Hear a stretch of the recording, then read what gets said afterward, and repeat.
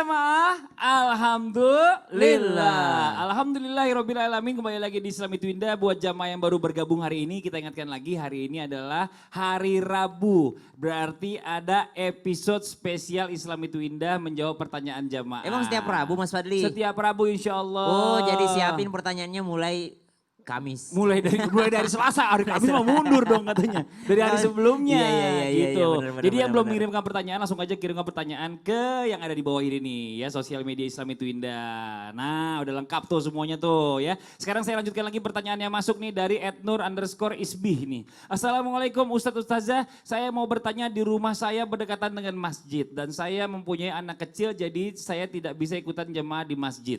Kalau saya ikut berjemaah di rumah boleh atau tidak ya? Karena suara imamnya memakai mic yang khusus imam, jadi sangat jelas kedengarannya sampai ke rumah. Mohon jawabannya Ustadz Ustazah. Nih Ustadz Syam aja deh nih. Jadi imamnya di masjid, dia jadi jamaah di rumahnya sendiri karena kedengaran speakernya. Iya, tapi nggak kelihatan gitu. Gimana nih? Bismillahirrahmanirrahim. Alhamdulillahirrabbilalamin. Wassalatu wassalamu ala asyrafil anbiya'i wal mursalin. Sayyidina Muhammadin wa ala alihi wa sahbihi ajma'in. Asbahna wa asbahal mulku lillahi rabbil alamin. Tabe guruku Ustadz Abi Maki, Mas Fadli dan guru-guru kami yang sedang menyaksikan Islam Itu Indah.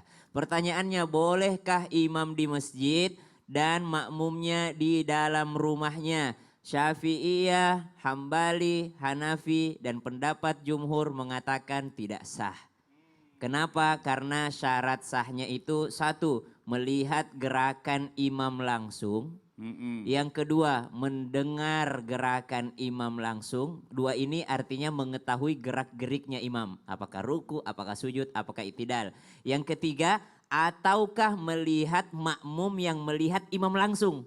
Atau melihat makmum yang melihat imam langsung. Maka dikatakan bahwa yang terhalang dari jalanan. Ada keringanan sedikit daripada Imam Syafi'i. Kalau masjidnya penuh, maka tidak boleh lebih daripada 300 hasta dari jarak rumahnya atau tempatnya berdiri dengan imam yang ada di dalam masjid tersebut. Tidak boleh lebih daripada 300 hasta. Kemudian pendapat selanjutnya, kenapa tidak dikatakan tidak sah? Karena tujuan berjamaah itu mengumpulkan. Jadi kalau orang mengatakan saya sholat berjamaah, saya makmum di rumah, imamnya di masjid. Kan sekarang udah ada ada speaker, apalagi kalau sholatnya mungkin via Zoom. Ada berjamaah ada via kamera Zoom. juga sekarang, ya kan? Sholat via online Via gitu kan. online. Dulu sering waktu Ramadan kemarin banyak banget pertanyaan ini. Karena mau dipimpin sama satu imam melalui Zoom, mereka ikut di rumahnya. Nggak ada yang mau jadi imam di rumah kan? Karena kan kita kan disuruh sholat masing-masing di rumah.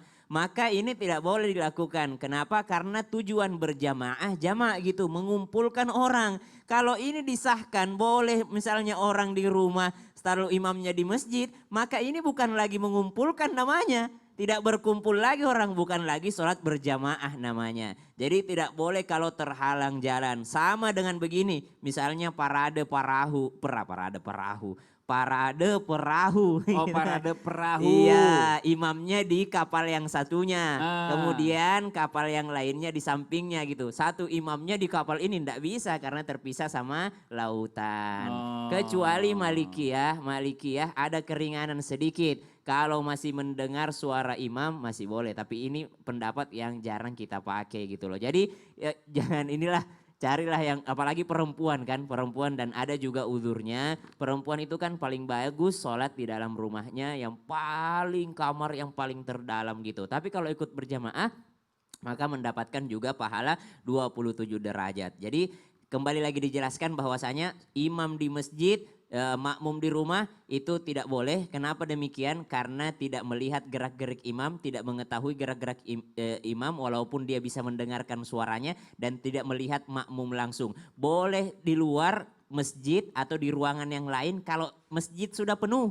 Ya, seperti sholat Jumat, safnya sudah penuh, maka dia berdiri di belakang saf, berdiri di belakang orang lain, maka itu masih boleh karena masih bersambung dengan saf. tapi itu kalau masjid sudah penuh. Sama juga ceritanya, imam di masjid lantai 1, makmum di lantai 2. Kalau ini boleh, walaupun terpisah lantai sama imam, tapi masih dalam satu jamaah, perkumpulan. Karena nama judulnya juga sholat jamaah, berkumpul gitu. Ya, Kalau ini kan misa-misa. Jadi harus jelas ya, Iya. bicara masalah tentang sholat berjamaah ini adalah berkumpul datang ke tempat yang dituju sama-sama Iya, gitu ya. Walaupun nanti kebatas masalah tembok segala macam, tapi dalam satu lingkungan yang Iya, sama. berkumpul. Iya, karena tadi kan pas giliran nggak ngeliat imamnya, itu juga yang di tembok nggak ngeliat imam, tapi kan Betul, safnya masih iya, nyambung iya. kan gitu ya. Ini Masya Allah nih, jadi jelas ya yang ngirim pertanyaan tadi buat ibu tadi yang sebenarnya niatnya baik banget. Bagus tapi banget, Masya lebih Allah. baik lagi kalau misalnya itu ibu sholat di rumah aja sendiri nggak Ya. apa-apa juga. Sedangkan perempuan juga diperbolehkan untuk itu. Nah sekarang kita lanjut lagi ke pertanyaan yang berikutnya. Ini adalah pertanyaan yang tadi kepotong nih buat Abi Maki nih ya. Pas sebelum iklan nih Bi, ini ada pertanyaan nih dari hamba Allah. Assalamualaikum Ustadz Ustazah. Apakah boleh menurut Islam mantan suami masih suka pergi berlibur dengan mantan istri? Wow. Padahal mantan suami sudah menikah lagi dengan alasan karena anak-anak. Mohon penjelasan dan arahannya. Ini pasti yang curhat nih istrinya yang sekarang ini. Iya kan? Karena dia punya suami jalan lagi sama mantan istri dan anaknya dengan karena alasan anak. Nih gimana Bi, boleh nggak gitu loh? Iya, secara jelas dengan mengatakan hal ini sangat mengkhawatirkan dan perlu dihindari. Betul. Kenapa? Kata-kata yang harus diketahui, imma ada modus atau tidak ada modus, ya, ada niat buruk atau tidak ada niat buruk, ini untuk dihindari. Apalagi kalau diawali dengan untuk punten-punten modus hal yang tidak baik gitu ya. Tadinya tidak punya niat buruk saja, begitu menyengaja untuk melakukan hal itu dan bareng-bareng bersama, Betul. setan itu tidak pernah pamitan kalau mau menggoda. Setan itu tidak akan pernah permisi kalau mau menggoda. Dia akan datang kapan saja, di mana saja dan sedang apa saja. Dengan mengatakan apalagi ini merasa kalau dirinya adalah mantan yang dulu pernah dekat, akhirnya main pegang saja, main apa saja, naudzubillah. Apalagi tahu lagi pernah dalam-dalamannya lagi sampai begitu ya kan bahaya juga itu. Maka Iya. diceritakan bagaimana alangkah baiknya punten. Ini tidak boleh. Kenapa jawaban hal ini tidak boleh? Jelas sekali, wala taqrabuz zina, punten. Al-Quran tidak mengatakan jangan kaum berzina. Tapi kata-katanya jangan engkau dekati perbuatan zina. Apapun yang mendekatkan sesuatu dalam perbuatan zina, maka itu jauhi. Apa coba? Sekarang berjalan, misalnya kan bersama anak-anak tidak, maka alangkah baiknya usikum wa iyaya nafsi bitaqwallah. Pertama, ya, apabila ayahnya anak-anak ingin mengajak jalan-jalan kepada anak-anak tersebut, Betul. maka biarkan mereka membawa anak-anak. Silakan untuk dibawa anak-anak saya dalam beberapa saat, silakan. Mau sehari 2 hari silakan. Saya percaya Anda sebagai ayahnya. Mama ikut, saya tidak ikut. Kenapa? Kita bukan mahram. Iya. Harus demikian, iya. Itu benar. adalah yang pertama. Yang kedua, bagi wanita yang telah dipisah atau terpisah dengan suaminya, maka usikum wa iyaya nafsi bitaqwallah, untuk menghindari fitnah, maka cepatlah untuk memiliki pasangan lagi. Iya, harus cepat memiliki pasangan lagi. Kira-kira apa? Bahasa kerennya apa? Move on mungkin ya dibilangnya. Move on, Ya harus benar, Bi. bagaimana? Harus cepat untuk mengambil pasangan. Kenapa? Betul. Kalau sudah dapat pasangan lagi, maka mantan itu tidak akan pernah mencoba ataupun lebih berani untuk mengatakan apa-apa. Benar. Bila perlu dengan mengatakan setelah bersuamikan, dia langsung stop semuanya dengan mantan tersebut karena dia sudah ajnabi. Maksudnya dia bukan siapa-siapa lagi. Betul. Hanya dia maksudnya secara hubungan laki dan perempuan. Tapi dia adalah ayahnya anak-anak, betul. Tapi hubungan dia dengan laki-laki itu sudah tidak ada hubungan yang mengesahkan dalam punten layaknya hubungan suami istri. Nauzubillah. Maka punten, siapapun yang terjadi, baik itu mantan mertuanya, berarti ya kalau Iya. dengan mengatakan kata-katanya, maaf saya tidak mengizinkan anak saya untuk berangkat. Maaf kamu juga tidak boleh. Harus seperti itu. Kenapa? Karena ini adalah sangat bahaya. Jangan memudah-mudahkan seperti ini. Betul. Maka usikum wa iyaya nafsi bitaqwallah. Seandainya hal ini terjadi, siapapun yang pernah terjadi seperti ini, tolong stop. Karena banyak yang seperti itu. Lagi sedang berjalan kemana? Nah, solusi yang ketiganya, balik lagi. Rujuk lagi, selesai. Iya, kalau Iya. mau rujuk kan Kalau gitu. mau rujuk selesai lagi. Mungkin setelah itu setelah berpisah, lalu mungkin merenung dan berpikir karena masih emosi atau seperti apa. Akhirnya ayolah demi anak kita rujuk lagi silakan. Berapa banyak yang terjadi seperti itu untuk rujuk kembali. Dan ini adalah jalan yang paling baik karena di situ ada anak-anak. Betul. Jadi pertama yang harus dilakukan, stop, tidak boleh terjadi. Iya, yang kedua, cepat segera menikah perempuan ini dengan laki-laki lain. Untuk apa? Untuk menjaga dirinya, menjaga kehormatannya. 3, kalau tidak juga cepat ataupun apa kembali rujuk dengan laki-laki atau mantan suaminya. Betul. Jadi 3 jalan ini harus dilakukan. Pilih, mau stop dirinya tidak berjalan-jalan bersama dia walaupun ada anak-anak. Ataupun dengan mengatakan cepat menikah lalu stop dirinya juga. Ya. Lalu yang ketiga, rujuk. Pilih di antara yang 3 ini. Atau mungkin saya tambahin lagi 4. Apa Ya, itu? kalau bisa juga diajak ibu sambungnya ini juga harus dekat sama anak-anaknya si suami. Pastinya kalau seperti itu, Kan? iya. Jadi biar akrab, jangan lagi sama mantan, tapi sama istri yang sekarang ajak anak-anak biar lebih keakraban gitu. Betul, kalau misalnya sudah menikah, diadakan mau diajak istrinya ataupun ibu angkatnya gitu ya. Betul. Silakan didekatkan dengan mereka juga silakan. Didekatkan. Dan yang kelima, kalau gitu tambah lagi Tambah yang lagi, kelima. Bi, boleh, Bi, siap. Istrinya harus ridho ketika putrinya dibawa atau putra-putrinya oleh punten Orang istri tua baru, sambungnya. orang tua sambungnya. Iya. Kadang-kadang jangan itu juga tidak Oh boleh. iya, gak boleh jadi kompor juga. Nah ini kita lanjut Boleh, lagi Pak nih. Didi. Nah sekarang kita masih punya juga ada video dari jamaah nih ya.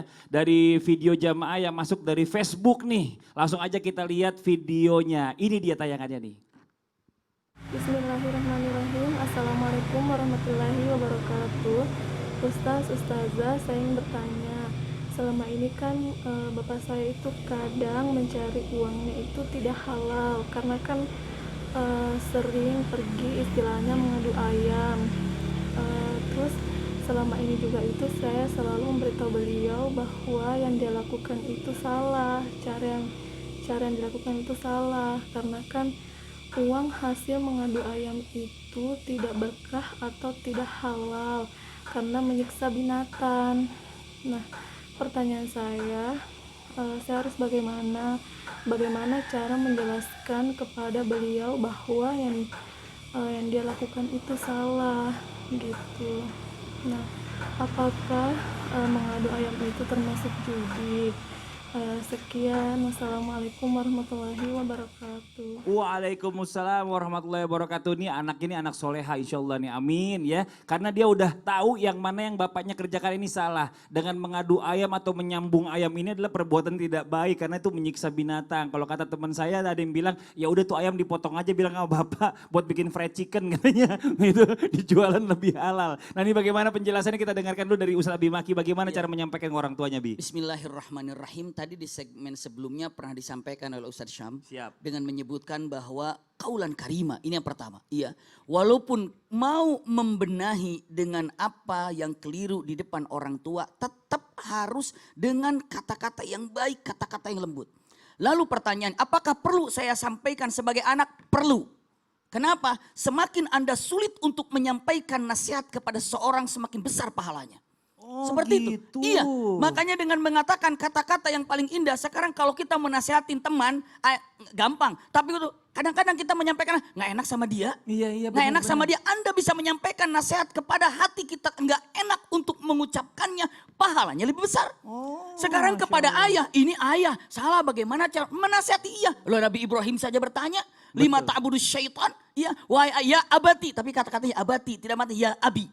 Tapi ya abati, wahai ayahku tersayang, wahai ayahku tercinta, wahai ayahku yang selalu di hatiku, ya abati. Iya, dengan mengatakan kenapa engkau menyembah ini, kenapa ini, kenapa ini, pertanyaannya. Lalu mungkin alangkah baiknya, kenapa engkau harus menyambung ayam ayahku? Begitu ya, kenapa engkau harus begini wahai ayahku? Itu pertanyaan. Selanjutnya, jadi harus dalam keadaan sampai ketika berkata wajadilhum billati ahsan itu tidak berlaku kepada orang tua. Diam lalu sampaikan dengan kata-kata yang baik. Selanjutnya, maksudnya apa? Tidak ada jidal dengan orang tua. Diam seperti Nabi Ibrahim. Ketika dia katakan la arjumannak, saya akan lempar. Apakah marah? Tidak. Salamun alaik. Sa'astaghfirulaka rabbi innahu kana bihafiyya. Berarti yang kedua tolong doakan untuk ayah. Oh, Masya Selalu Allah. demikian, wallahu a'lam. Itu dari yang senior, coba kita tanya yang junior nih. Yang anak muda juga penyampaiannya mungkin agak beda untuk anak muda. Gimana Ustadz Syam? Cara mendoakannya gitu. Kalau Cara Abi menyampaikannya tadi, juga. Ya, Abi tadi sudah menyampaikan bahwa doakan gitu. Nah sekarang kita bahas cara mendoakannya. Cara mendoakannya itu sebagaimana Nabi Musa alaihissalam mendoakan Nabi Harun. Ketika Nabi Musa alaihissalam mendoakan saudaranya yang berbuat kekeliruan pada saat itu ketika ditinggalkan waktu mengambil suhuf, ya maka dibiarkannya umat Nabi Musa alaihissalam menyembah berhala gitu. Maka Nabi Musa alaihissalam marah gitu, kok bisa gitu kau biarkan mereka, kau kalah dengan mereka. Maka Nabi Musa alaihissalam mohonkan ampun untuk Nabi Harun, tapi memperdengarkan Nabi Harun. Ya Allah, ampuni aku dan ampuni saudaraku ini ya Allah. Maka caranya adalah berdoalah untuk ayah kepada Allah tapi kasih dengar, perdengarkan ayahnya. Ya Allah ya Rob, pura-pura aja nggak lihat ayah di situ. Ya Allah ya Rob, saya cinta sekali sama ayahku ya Allah. Gerakkan hatinya untuk berhenti sabung ayam ya Allah. Saya tidak mau ayahku tersiksa di neraka. Itu pura-pura nggak lihat ayah padahal ada di belakang itu. Pura-pura menangis di depan situ. Ya Allah ampuni dosaku ya Allah dan dosanya ayahku ya Allah. Ya Allah gerakkan hatinya, saya sudah capek ya Allah sampaikan setiap hari ya Allah bahwa judi sabung ayam itu adalah judi dan haram. Maka perdengarkan doanya kepada orang tua. Ini Masya dipraktekkan Allah. juga sama orang tua kami biasanya. Iya, ini anak-anak muda tapi otaknya Abu Nawas nih katanya. Banyak akalnya ya kan. Wah, sholat tahajud tapi kenceng gitu. Kerutak. Apaan tuh? Pas kira denger dia lagi berdoa buat ayahnya gitu Iya ya. benar. Itu bener ini Masya Allah. Jadi ada perasaan, ya Allah ini anakku sayang banget sama aku nih. Ya, Iya, aku gitu. harus berubah. Ini Iya. mudah-mudahan working nih ya. Tadi apa nasihat dari guru kita Ustaz Bimaki dan juga Ustaz Syaf. Nah buat jamaah yang ada di rumah nih terima kasih banyak yang sudah mengirimkan pertanyaan ke media sosial Islam itu Indah. Ini masalahnya ternyata banyak banget, nanti kita akan lanjutkan lagi. Yuk yang tadi sudah mengirimkan pertanyaan, ingat ya kita nggak ada tema hari ini. Jadi semua pertanyaan bisa masuk langsung aja ke yang ada di bawah ini. Kita akan lanjutkan lagi setelah yang satu ini tetap di Islam itu Indah. Jamaah, oh jamaah, alhamdulillah.